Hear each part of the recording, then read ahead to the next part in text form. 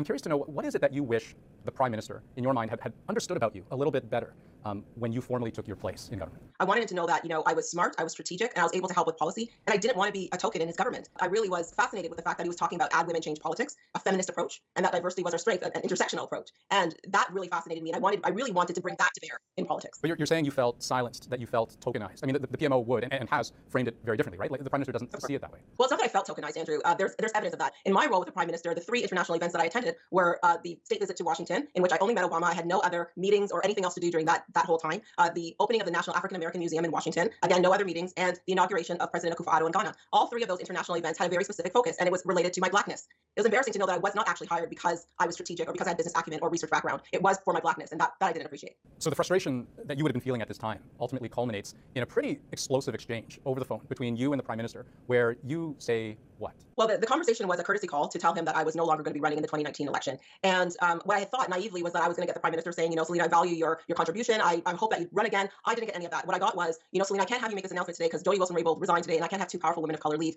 He went on to talk about his privilege and how people keep talking about his privilege. He went on to say that I should appreciate him. I should appreciate what he's done for me in the time that I've been in government, as if I didn't work hard. And at the end of it, at the end of his rant, I said, motherfucker, who the fuck do you think you're talking to? If he had spoken to any member of my constituency, any 130,000 member of Whitby that way, I would have had said the exact same thing, and I'd likely do it again. Okay, but I mean, that's a hell of a thing to say to the Prime Minister of the country, right? Well, it's not just a hell of a thing to say to the Prime Minister. When the Prime Minister is speaking to me like a child, like someone that he happens to own within his government, what am I supposed to say? Am I still supposed to be polite in that context? I don't think so. Well, let me ask you this, and this is actually something that you acknowledge almost first and foremost in the book, that in the aftermath of that phone call, where ultimately you decide that you need to leave the party and Citizen Independent, virtually the very next day, you were getting calls from black community leaders who were disappointed in a way that, that you had a seat at the table and you got up and left. I mean, what was your answer to that? Well, sometimes, as I said in the book as well, sometimes the bravest thing that you can do, the best thing that you can do is to leave, especially when you know that what is happening at the table doesn't serve you. And I knew that what was happening with myself and the Prime Minister did no longer serve me. It no longer served the constituents of Whitby. I'm curious also, though, to know, when you look at what's happened since your departure, I mean, the world's a busy place, right? And even if we just look at the pandemic, I mean, disproportionately affects black people, black women, black students, black businesses. Do you look at what's happened since and, I don't know, like think to yourself, gosh, I wish I was there, or there's some way for me to be there so that I could have the influence today, or that I could offer my perspective today? I think this is less about me being at that table and more about the fact that the government of today is doing a lot of performing, a lot of saying that they're going to do things, a lot of writing things down that, we need to dismantle systemic racism, but not actually doing the job. Yeah, and consistently, though, you have advocated for other black women and black men, for that matter, to get involved, right, to engage in that political process and even to run themselves. I still wonder, what will they take away, do you think, or do you hope, from your experience in Parliament? I'm very candid about my story because I don't want people to be surprised, because I want them to know that that these tensions exist, that the racism that I experience, that sexism exists there, that discriminatory practices still exist. Now, is it an indictment on the whole institution? No, it's an opportunity to do better. Celina Caesar-Chavannes, we'll leave it there. Thank you so much for your time. I really appreciate it. Thank you so much, Andrew. I appreciate it. Thank you to your viewers.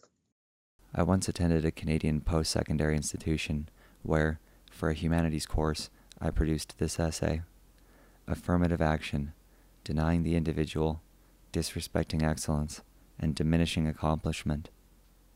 In his text, Contemporary Political Philosophy, Will Kimlicka outlines in the chapter The Politics of Liberal Equality how British philosopher John Stuart Mill recognized a long time ago to focus solely on post-factum income redistribution is to make the great error of reformers and philanthropists, to nibble at the consequences of unjust power instead of redressing the injustice itself. Quote Mill. Instead of attempting to redistribute income at the end of the chain of economic action, Kimlicka builds off Mill's idea to suggest its implication that if our goal is to achieve greater ex-ante equality in endowments, we need to directly attack the entrenched economic hierarchies of modern societies which disadvantage the poor, women, or racial minorities. Kimlicka then makes a number of suggestions, which he refers to as quite radical policies, one of which being affirmative action, which is the policy of providing protection for groups known to have suffered from discrimination in the past. It operates under the assumption that different groups should be the benefactors of equality of outcome as regards placement into positions of power, esteem, or influence, be they political, economic, or educational. The most common way of ensuring equality of outcome through affirmative action is by the implementation of quotas. For a recent example, one needs only turn to Canada's very own federal government, where Prime Minister Justin Trudeau was both lauded and criticized for selecting a 50-50 cabinet of men and women, arbitrarily raising Canada's female ministerial body to number 4 in the world in terms of percentage of women in ministerial positions.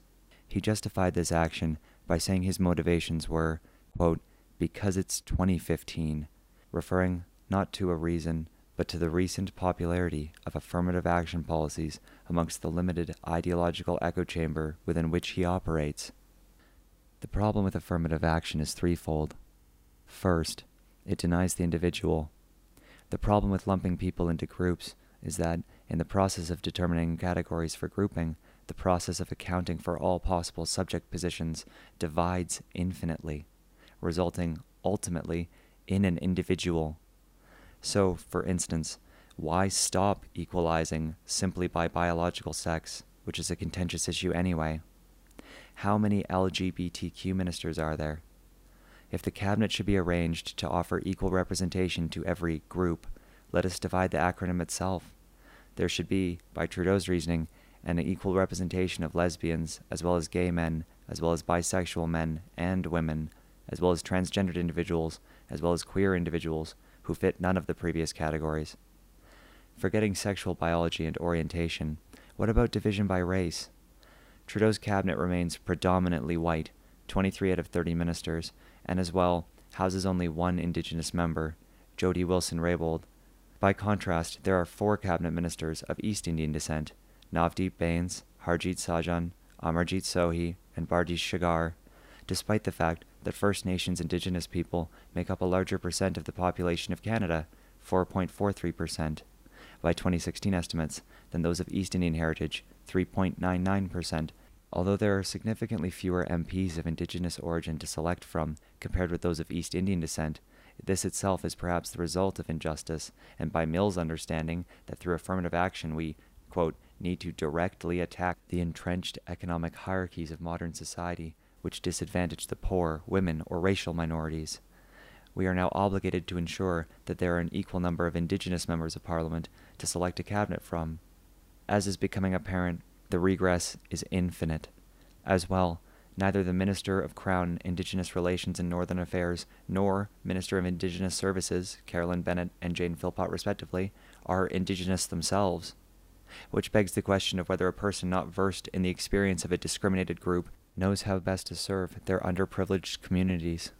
But I concede, as with all issues that are neither black or white, that both of these ministers could have been selected for their excellence in competing for their assigned roles to a degree no Indigenous person could have, but I am doubtful of that. In summary, once one begins dividing people into groups, the divisions will inherently run through every hue of the socially constructed subject position categorical spectrum until we arrive at the absurd identity of a unique individual.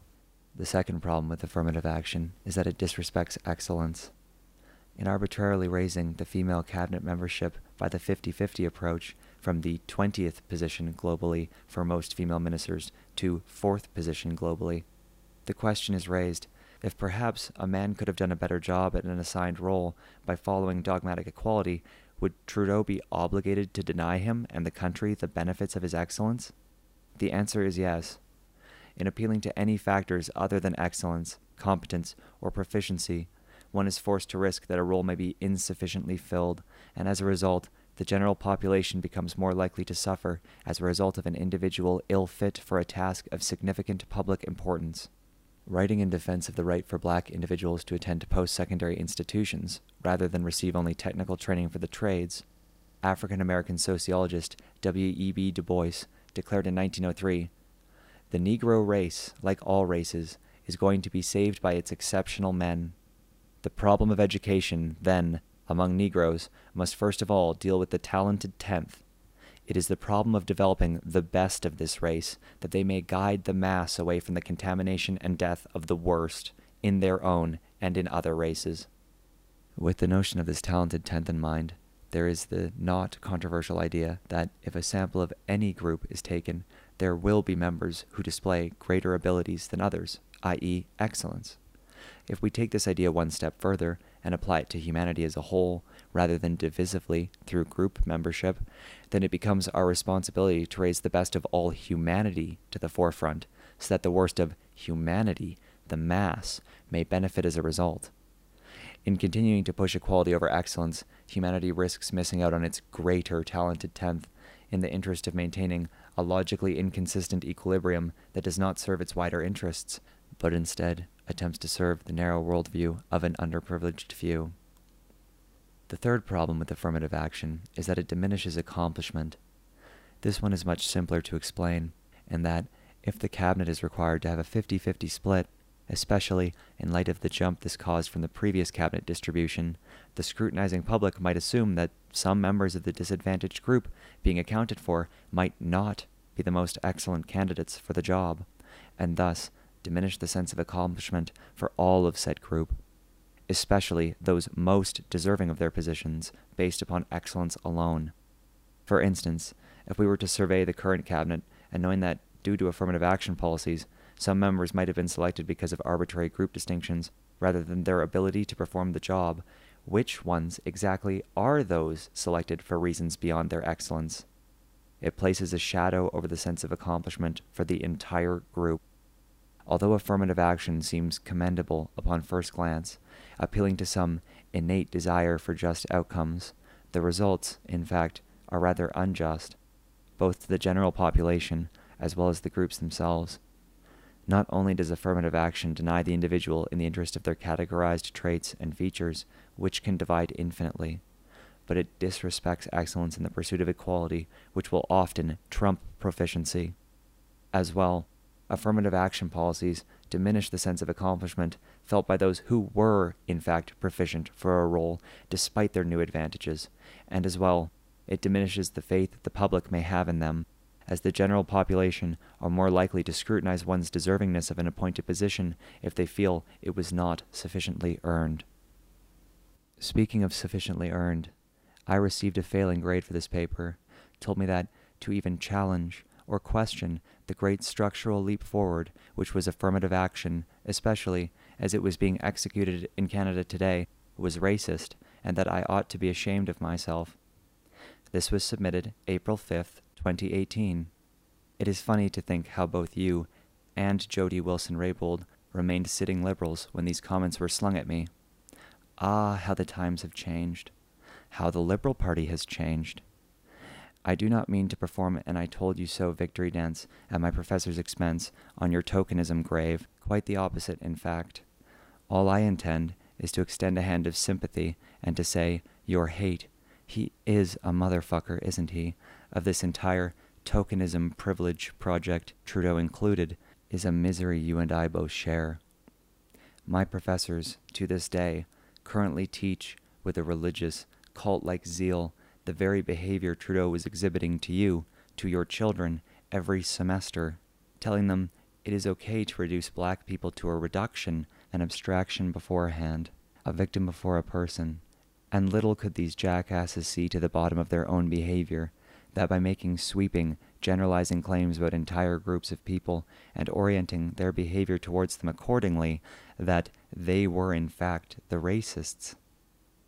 It is funny to watch mankind blunder about with that old measuring stick of race, as if turning the ruler on its head, black over white, instead of white over black, were going to solve the problem of humanity, and that it was not, in fact, that the measuring stick itself was tainted, was wrong, was incorrect, did not measure what it claimed to. Race, etymology, from Arabic, ras, head, beginning, origin, compare, Hebrew, rosh. So, who is the head of a people? Who speaks for all of a people? Exactly. Who represents all middle-aged white Canadian men? Justin Trudeau or Jordan Peterson? Who speaks for all black civil rights activists? Dr. Martin Luther King Jr. or Malcolm X? You see how stupidly reductive this pathetic worldview becomes? John McWhorter addresses this very concern in his haunting collection of essays, Authentically Black. So, the public are stupid twofold. 1. They believe in the false dualistic Manichaean category of race, but hate dualistic Manichaean categories when it comes to sex, remind you, black and white, metaphorical opposites, painted over life as if it were real, creates those frictions. And 2, they believe that those categories don't divide further, that the first division is one-dimensional total, that there are Jews per se. You want to ruin a Sabbath dinner? Bring up Israel around a large family gathering and see how homogeneous the worldview of any group of people happens to be. So remember, liberals, black and white, Manichaean when it is convenient for them, anti-Manichaean when it is convenient for them, and thus an inconsistency in their values, their true motives exposed. Whatever idiot think serves their political motivation for resources. I believe these people who, out of all the sympathy I can muster, are not clever and are in fact quite stupid and need a simplified system. It is difficult to treat each person you meet like a mystery. It is hard work, a daily struggle, to make as few assumptions as possible, to let yourself experience the other fully, to let them unfold, because who knows, they might surprise you, they might not be like everyone told you they were. See the laughter prison scene in American History X. It is much easier to have an idiot's metaphysic, smile and nod politely at all black people. The Peggy McIntoshes, the Robin DiAngelos of the world, my professors, propagating this nonsense, that it is noble and okay to treat all black people you encounter, no matter their background, their presentation, your social ties to one another, like children who need a boost. There was something about my time at this Canadian university that never sat right with me, and I was too young then to articulate it, but perhaps time has weathered my thoughts now. The modern concept of firm categorical race, the Gentile practice of scientizing experience into knowledge of the natural world, is super funny to me, because the same stupid people who claim politically, academically, that there are no biological sexes, especially not two, are convinced that there are two categories of skin, black and white. They would hold up these horrible textbooks by miserable people like Fanon. Look at Fanon in any Google search, miserable in every photo, his shitty mug scowling his way to his 36-year-old leukemia death. And they would hold up this Algerian asshole's book as if he represented all black people. It was called The Wretched of the Earth. I was once expelled from a class for saying that, and I quote, "Not all black people are the wretched of the earth." And my teacher said, in front of black students who were young, hopeful, and attentive, yes, they are. All of them. All of them are victims. I noticed something about this whole tokenism thing that I thought you'd find super fascinating, Celina.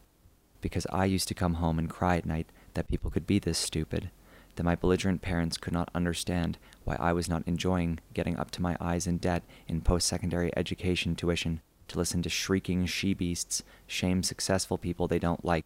And so, instead of listening to the nonsense they spouted, I sought to do what my opponents could not. Understand them. Understand the other. I wanted to know why they were really like this. Why they were such miserable bullies. Why it hurt so badly. It took me a while, and the first string which I grabbed a hold on to was, having had the misfortune of attending a Catholic high school, it occurred to me how the performative theater of their drama mirrored the performative theater of the church, and the chant sounded, in tonal quality, rhythm, and focus, like the chant of the old Catholics: diversity, equity, and inclusion, Father, Son, and the Holy Spirit. I began to examine religious distributions of the old world across the new, and came to a shocking conclusion. Canada is full of Catholics. Look at this chart, Celina. We are a nation of Angela's ashes, bumbling about, needing something to feel ashamed about. To replace that biological necessity, it is a drive. So we opine narratives about black people whose legacy of slavery in Canada is negligible at best. Postmodernism is out of France. France, too, like us, is predominantly Catholic. That is why this ridiculous racial theory of Sartre, Foucault, Derrida, Fanon takes in Canada like a fish to water. It is the idiot wheel of Catholic thinking reborn anew. There is no new world. We are the old world, repeating itself like a program, like pogroms, new environment, same monkey. Never forget, it was Vichy France who rolled out the red carpet for the Nazis, which is perhaps why this whole doctrine of tribalism creeps me out. under the kindness of Catholic impotent divine worship of the victim as God of this world, there is a creepy, underlying anti-successful streak. This is why Chrystia Freeland, of a Catholic Ukrainian heritage, writes of the plutocracy: Plutos, wealth, Kratos, authority from. So her entire idiot liberal position is that rich people derive their authority from their wealth. She then cites how ridiculous it is that tech millionaires like David Karp of Tumblr have ill-gotten their wealth despite producing incredible, obvious, and immeasurable value in the cultural space, ones Canada should be envious of. They are Luddites, the Liberals, Luddites trying to smash the machine because they think it is Catholically unfair that anyone succeeds while they toil aimlessly. But here's the dirtiest trick of all, Celina, why you called him a motherfucker. They need to reduce you to a caricature in order so that they may be critical against those they hate, the rich. They use you as poster child of poorness, of victimhood, so they can accomplish their true goals. You know they don't give a shit about you. You said so yourself. They don't give a flying fuck about you. They're using you as a leaping pad to get to the rich. Socialists don't love the poor, they hate the rich, and they only pretend to like you as a group so that you will bow down like good little doggies and support them unconditionally, which I am glad you are demonstrating, Celina, is not the only option. What a motherfucker. I fear for Canada. I think about the Catholic composition of our nation, their tendency towards tribalism, and it should never be forgotten, Hitler was born of a deeply Catholic womb. That is why, as you noticed, Trudeau, as politician, is a drama teacher. Think about what this means for the politic of today, the Catholic performance art of their church. A dramatic Catholic preaching diversity, equity, inclusion, Father, Son, and Holy Spirit, rolling out the red Vichy carpet, Catholics in the cold. I fear your niceness. It is because you are impotent and weak, not because you are nice.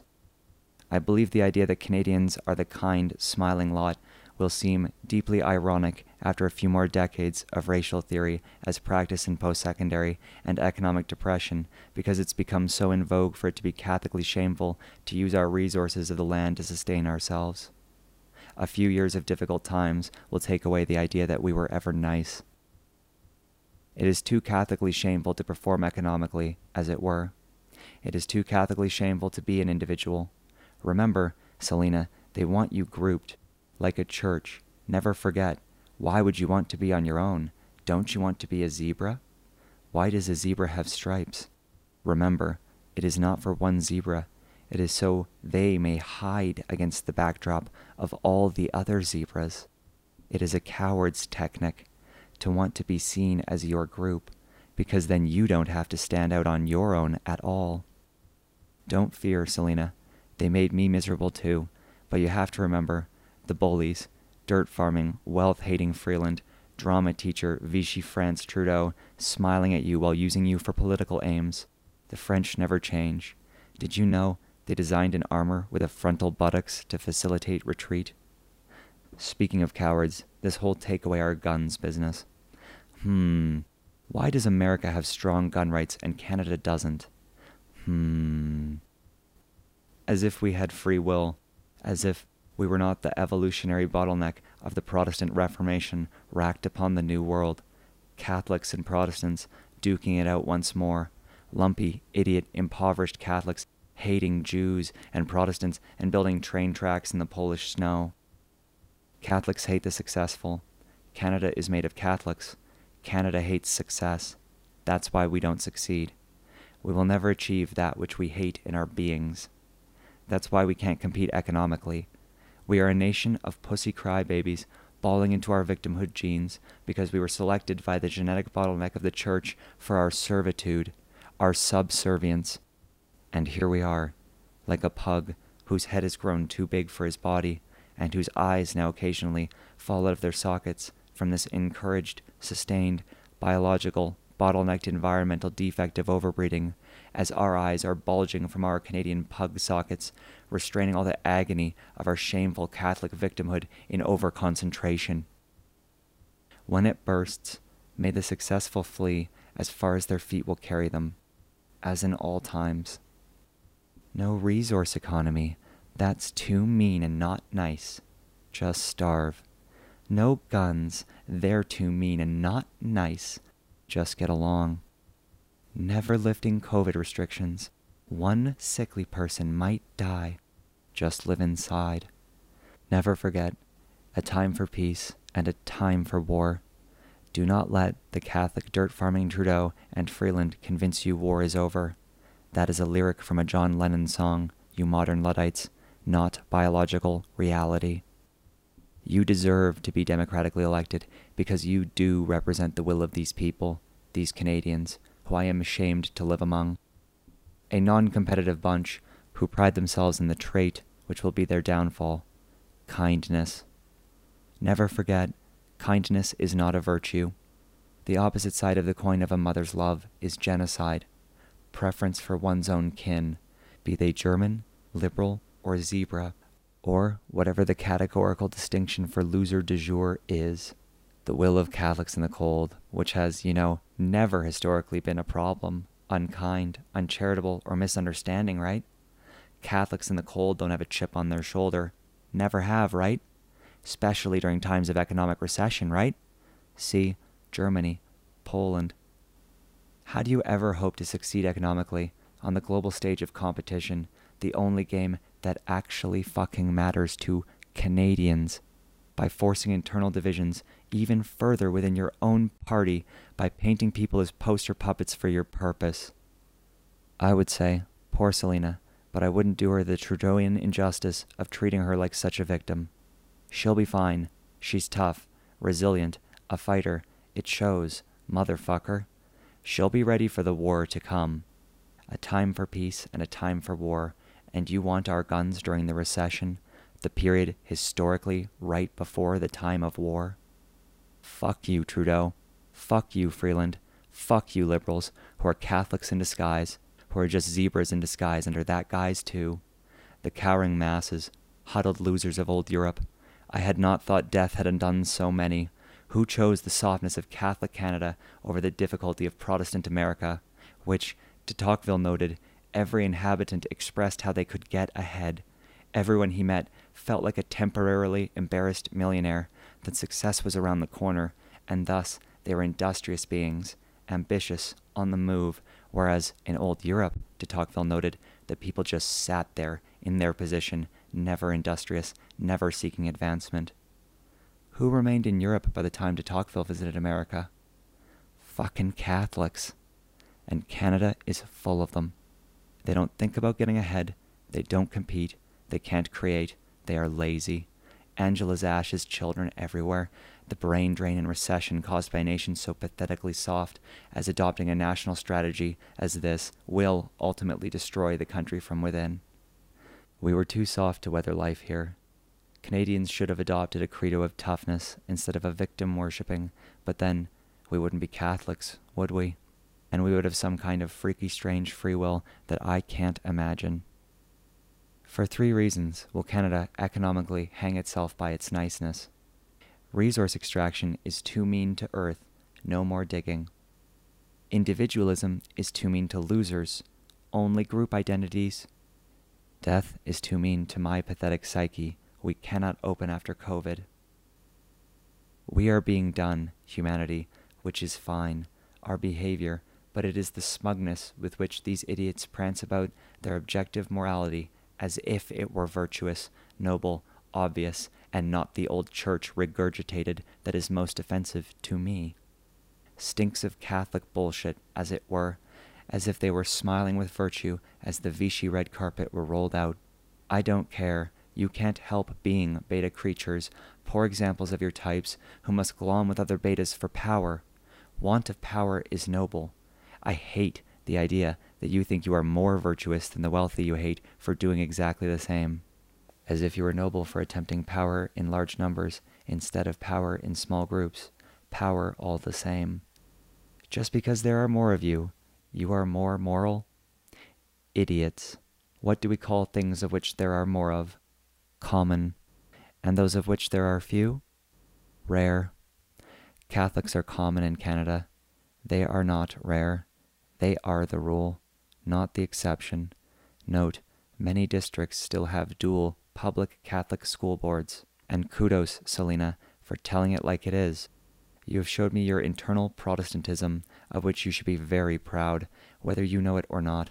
You have demonstrated your being. We know you by your fruits. I have begun, recently, to seriously question if this is the nation for me. They are motherfuckers, descended from millennia of an institution of shame, cowardice, and social cohesion, which spat out of its machine pathetic Canadians, i.e., old world Catholics, attempting to paint upon you the color black so they may brandish you as a flag against their enemies, the wealthy. No wonder you reacted so strongly. You could smell their stink too. The socialist has no new tricks. Old pony, same shit. There is no new world, and I'm sorry they tried to token you in the ancient battle between biological struggles from the old world, once draped in the metaphysics of the church, now today draped in the metaphysic of the idiot politic, privilege included. Democracy, a farce. We each simply vote our church. In closing, you mentioned in passing how members of the black community expressed disappointment that you gave up your seat at the table. Celina, the seat isn't worth it if you're having dinner with Trudeau. You know that better than I do. Lovingly yours, Wax Costanza.